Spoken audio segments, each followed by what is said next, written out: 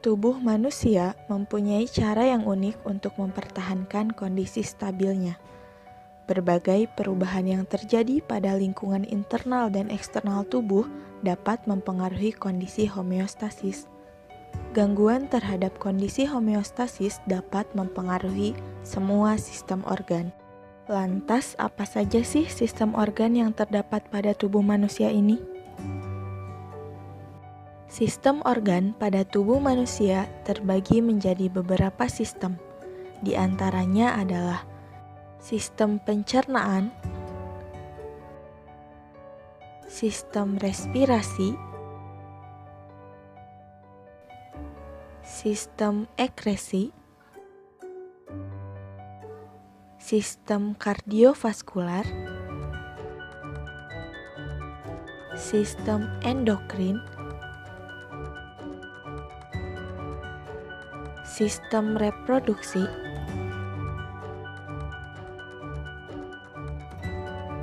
dan sistem saraf.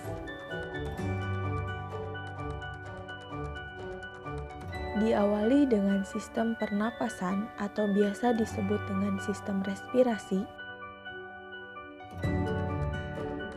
suatu bentuk karunia dari Tuhan yang memberikan udara oksigen untuk bernapas dan bertahan hidup. Sistem pernapasan ini berfungsi untuk mengambil oksigen dan mengeluarkan karbon dioksida. Adapun komponen yang terdapat pada sistem respirasi ini ialah hidung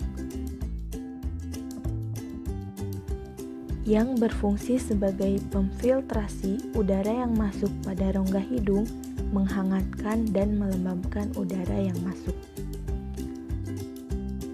Faring sebagai jalan penghubung udara yang masuk menuju trakea. Laring berfungsi sebagai protektor yang mencegah objek masuk ke trakea. Trakea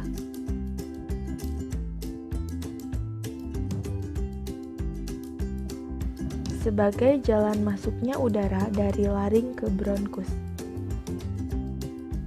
Bronkus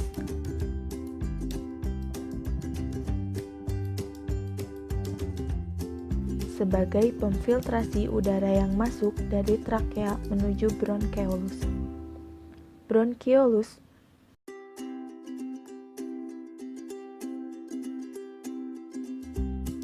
berfungsi sebagai pengatur aliran udara yang masuk.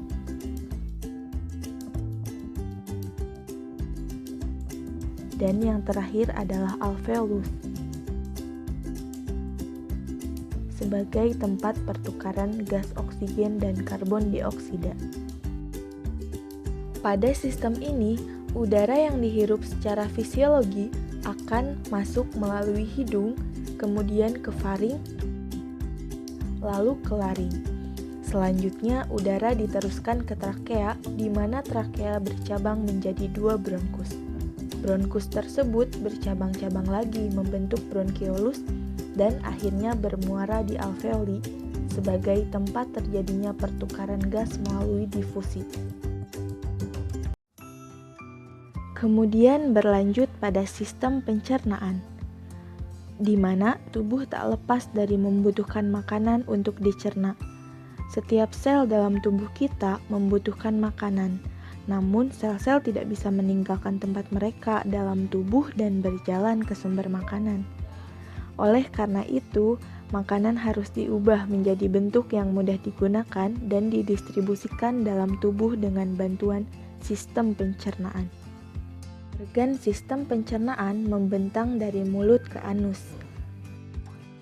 Organ-organ sistem pencernaan meliputi mulut, faring, esofagus, lambung, usus halus, usus besar, dan lubang anus. Adapun organ aksesorinya meliputi gigi, lidah, kelenjar saliva, kantung empedu, hati, dan pankreas. Proses pada sistem pencernaan diawali dengan masuknya makanan ke dalam mulut, kemudian terjadi proses pemotongan secara mekanik oleh gigi dan bercampur dengan saliva yang mengandung enzim amilase dengan mengubah amilum menjadi maltosa. Kemudian makanan tertelan melewati faring yang dilanjut ke esofagus dengan gerakan peristaltis. Setelah itu, makanan sampai ke lambung untuk disimpan dan dicerna atau bisa disebut dengan proses digesti. Di dalam lambung terdapat HCl yang berguna untuk membunuh mikroorganisme. Selain itu, terdapat pula enzim pepsin yang mengubah protein menjadi pepton, renin yang mengubah kaseinogen menjadi kasein, dan lipase yang mengubah lemak menjadi asam lemak. Dilanjut ke usus halus yang terdiri dari 3 bagian yaitu duodenum, jejunum, dan ilum. Pada tahap ini terjadi proses absorpsi yaitu penyerapan zat-zat yang dapat digunakan oleh sel tubuh. Kemudian sisa makanan masuk ke usus besar untuk penyerapan air yang masih ada pada makanan.